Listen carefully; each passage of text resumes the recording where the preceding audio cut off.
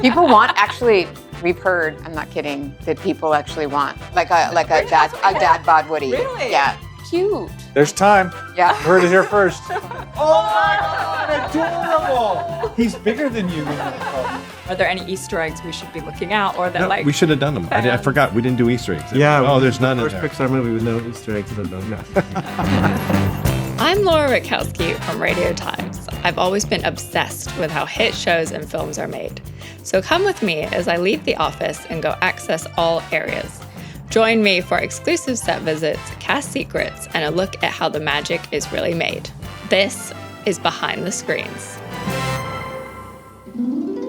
Childhood me and adult me is screaming because on this episode of Behind the Screens, I've been invited to California for a special look inside Pixar Animation Studios. 31 years after we first met Woody and Buzz, we're here to learn what's new in Toy Story 5.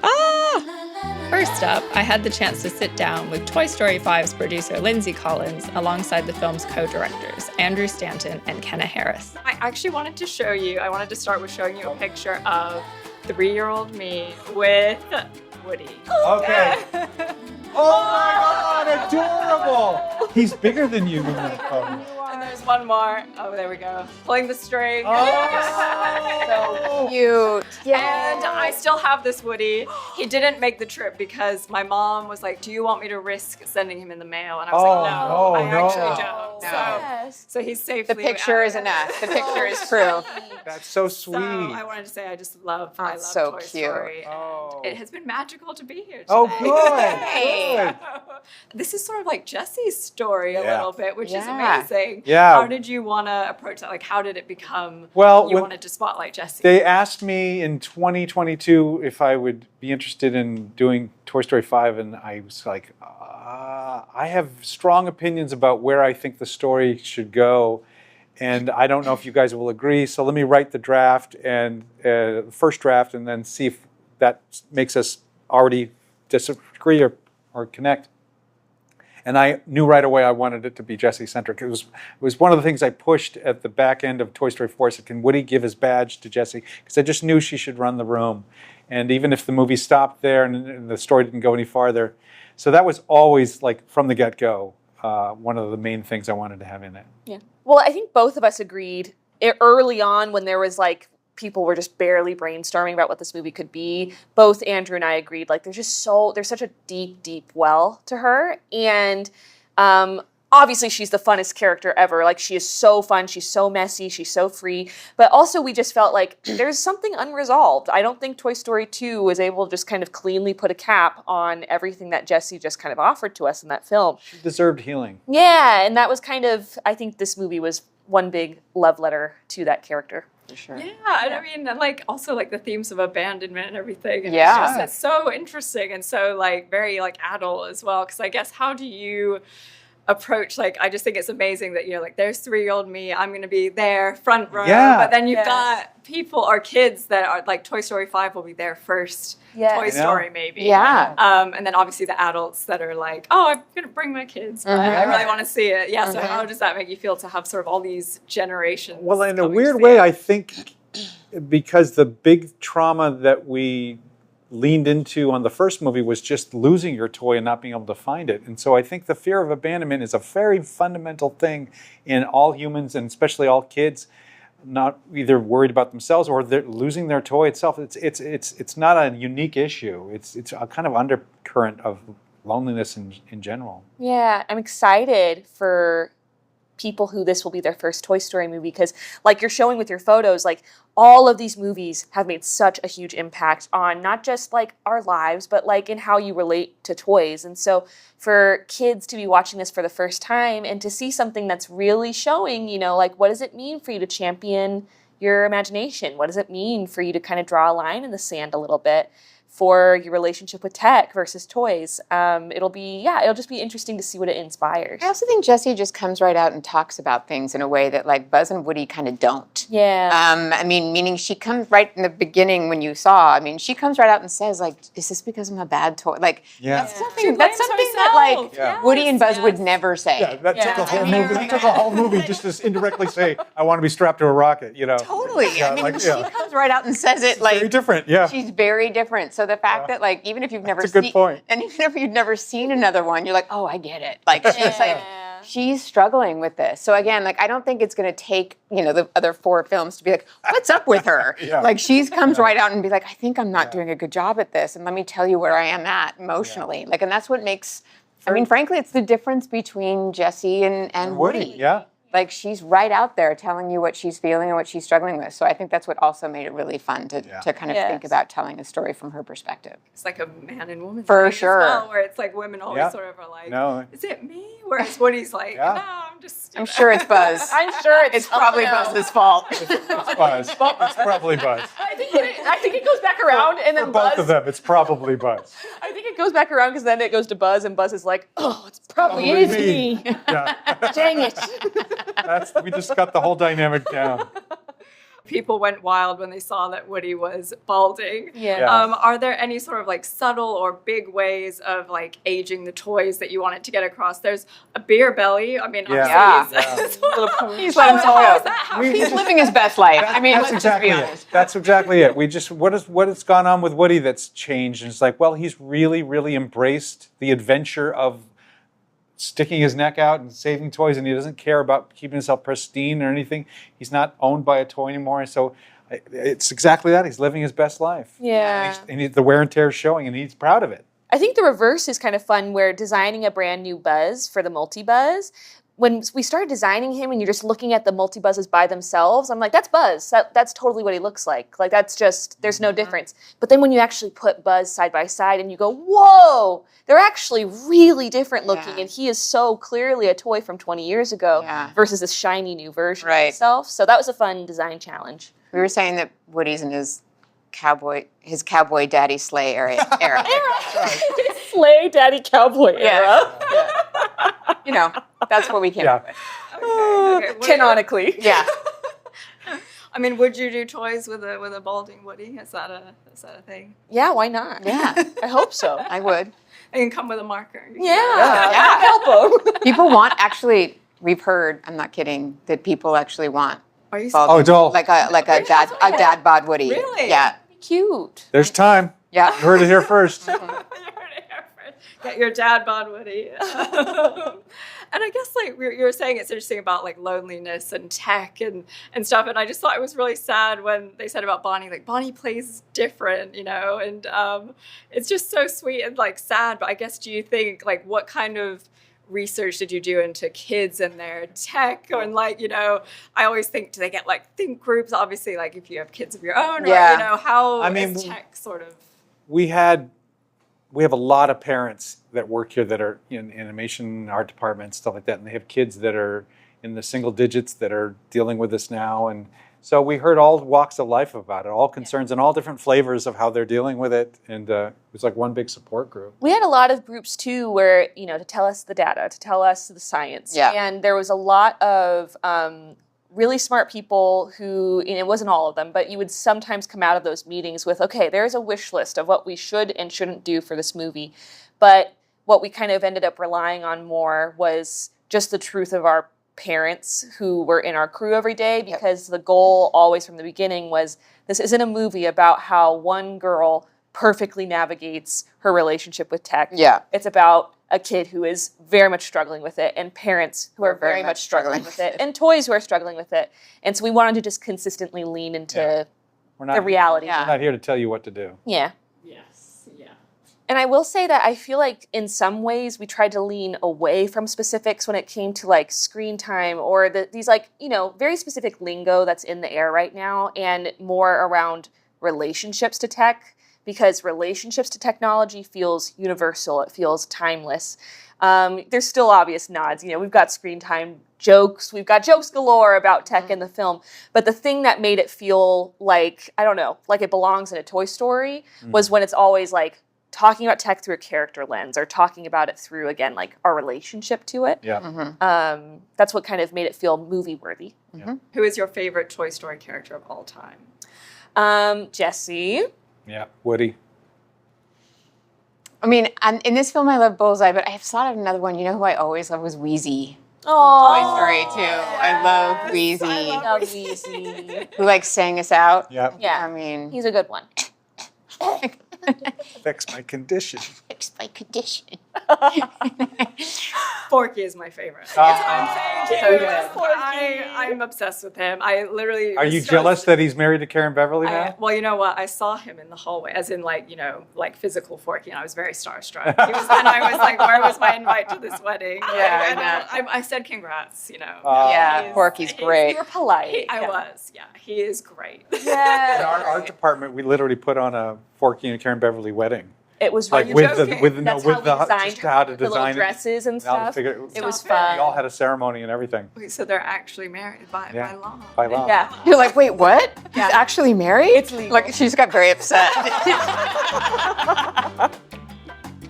I don't think you understand how starstruck I am right now because this is Forky.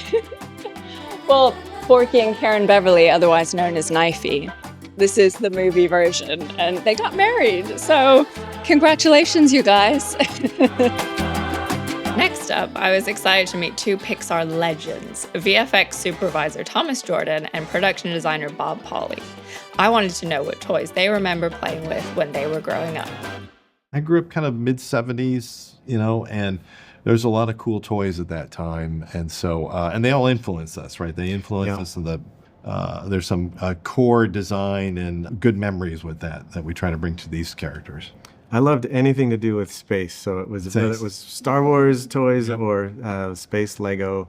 I always wanted to be an astronaut. Buzz Lightyear, of course, is my favorite character because of all that. And of course, Pixar movies are, known for their amazing Easter eggs. But are there any Easter eggs we should be looking out, or that No, we should have done them. I forgot we didn't do Easter eggs. Yeah. There's none in First there. Pixar movie with no Easter eggs. So no. No, there's a few. Yeah. I'm not sure if everyone knows this, but every Pixar film has a hidden Easter egg for the film that's coming out next. Really? Yeah. So Hoppers, which came out last year, has an Easter egg of Toy Story 5.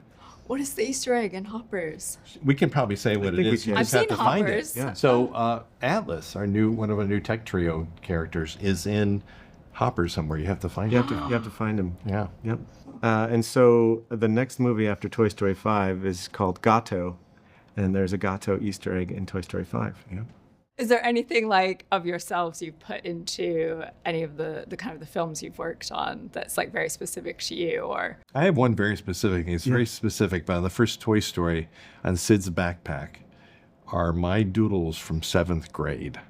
Wow. And so there's like little doodles in there of funny little monsters and stuff. And those are from my 7th grade doodles, which were fun to be in there. But, That's fantastic. So this movie, do we have? Well, I think there are some books. There, yes, Blaze's yes, room. Yes. Blaze loves horses, Yep. and so she has a collection of books on her shelf. And the books are all The Side Saddle series. yes, the side saddle series. Yes. The horse names on all the books are named after our pets our real pets. Yeah. You probably will never see it. It's in the background. No, So I'm going to definitely it's look there out if for you it. care about it. Yeah. Oh yeah.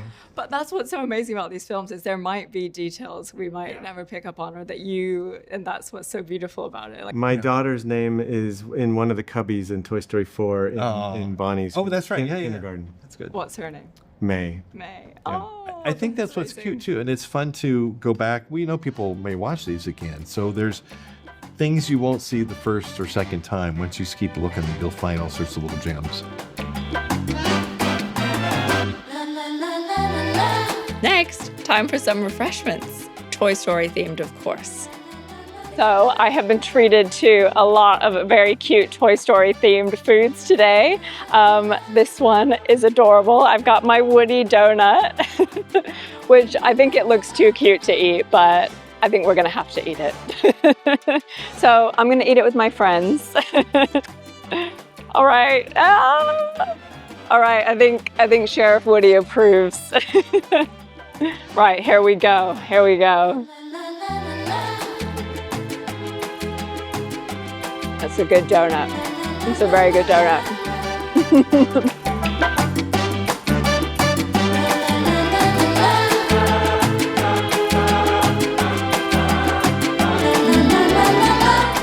Then it was off to a place which holds literally millions of unique pieces of art. It's the Pixar Living Archives. There, Brianne Mosley and Christine Freeman explained how the idea of the archives first came about. At the Walt Disney Company, there are several archives. Okay, many archives.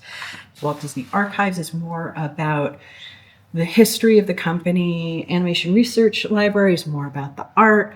Jonas Rivera, who was a production assistant on Toy Story, knew about those archives. And after A Bug's Life, he was like, why don't we keep all of this? We have gradually come to know what it is that is important, what it is that we think people want in the future, but they don't want now, and what it is that our colleagues in the production departments will need.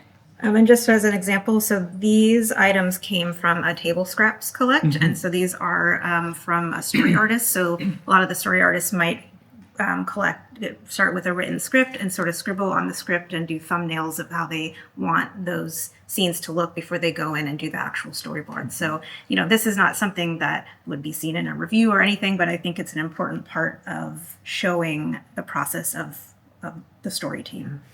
Who goes in and is like, no, I'll take that. Thank you. Like, please don't throw that away.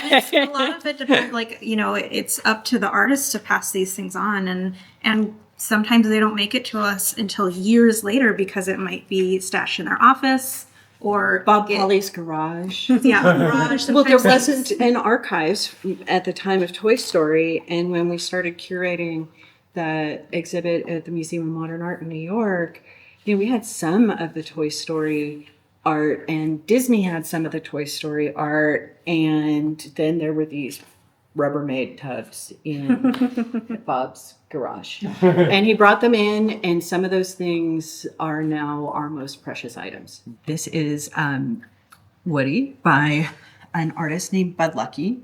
You might know Bud Luckey also as the director and creator of the short film Bound In. And you can see kind of a little of his development here. The character started out as a ventriloquist dummy, and you can see his articulated jaw. And you can see little of his character as well. So early on, he was a bit more stern and kind of a jerk, and you kind of get that here.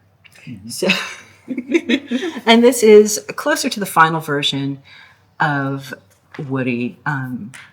These are also by Bud Luckey, and so these are color studies of Buzz Lightyear in an early phase when he was Lunar Larry. You could see a little L there, and he had kind of a more squat body.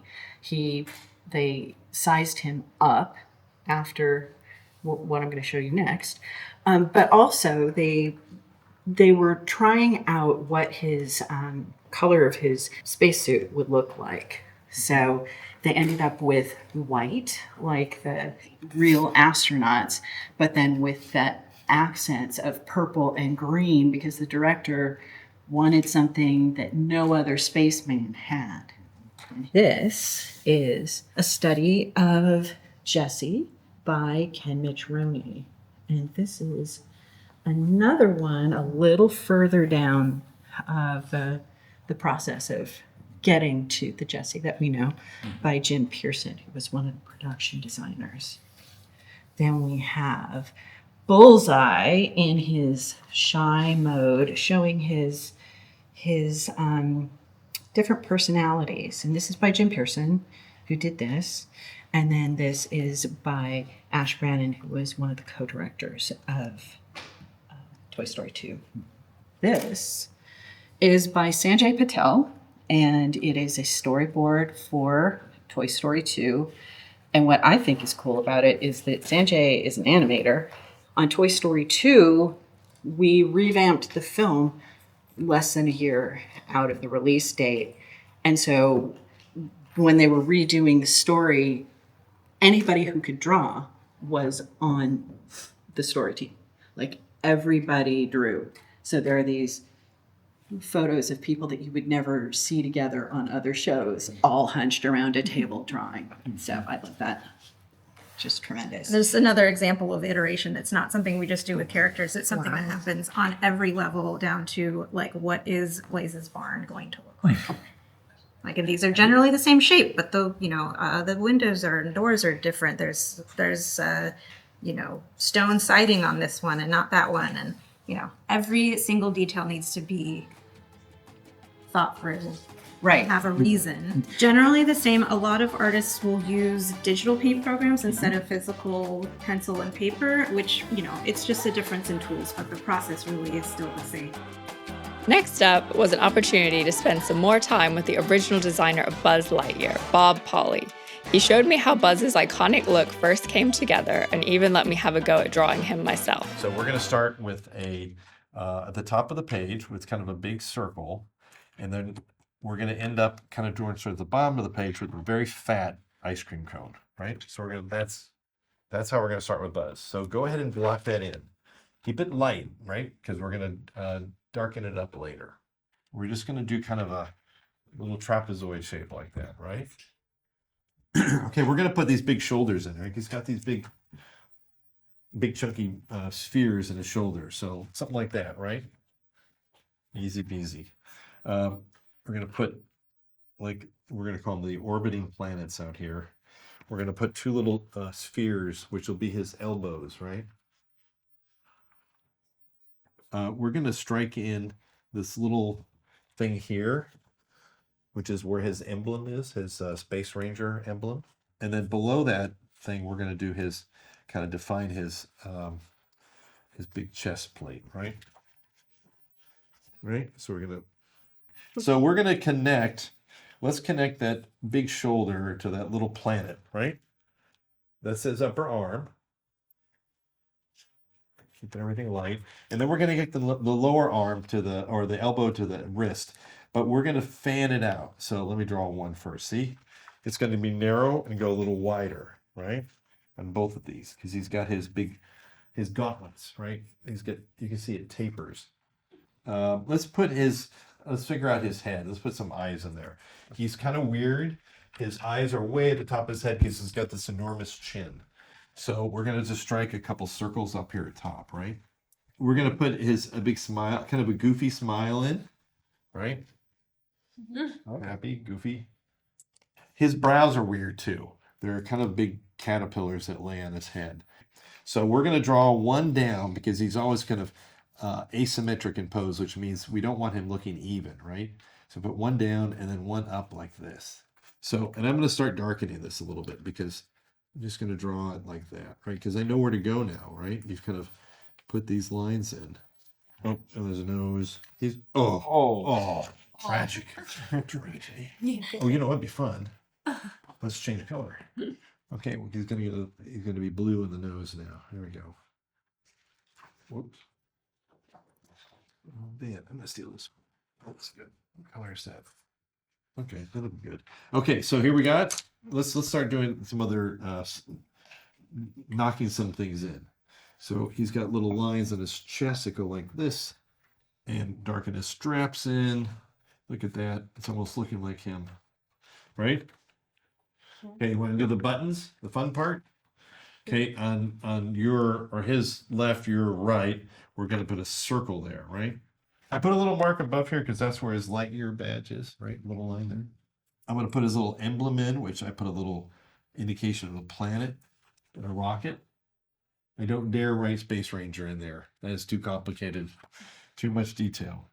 We're going to do his rubber six-pack. Is that what we decided to call it? Yes. Okay. Which kind of goes straight down. We're going to connect to that triangle right down here. And then we're just going to put some lines. Now, of course, when you're drawing this in story or something, this is kind of mechanical, right? You're going to draw it more for the emotion of it, right? Let's put his hands in. And we're keeping them we're not drawing fingers. Keeping it real simple. Right? Fingers are complicated. Let's draw in his visor. We already did that circle, right? So let's just find the line we like. I'm gonna turn it on its side and darken something. Like his midriff goes a little darker. It's that dark rubber. And so, I mean, he's mostly purple and green. You know, if you're at home, you just get the purple and green markers out, and it makes everything into Buzz, right? It's pretty classic. What do you think of my Buzz? Love that. It's great. The face is great. The face is good? It's like a silly face. No. It looks great. Like you might need to work on it. Yes, it's like Slim Buzz. I mean, I tried my best with Buzz, but I don't expect to be getting a call from the Pixar archives anytime soon.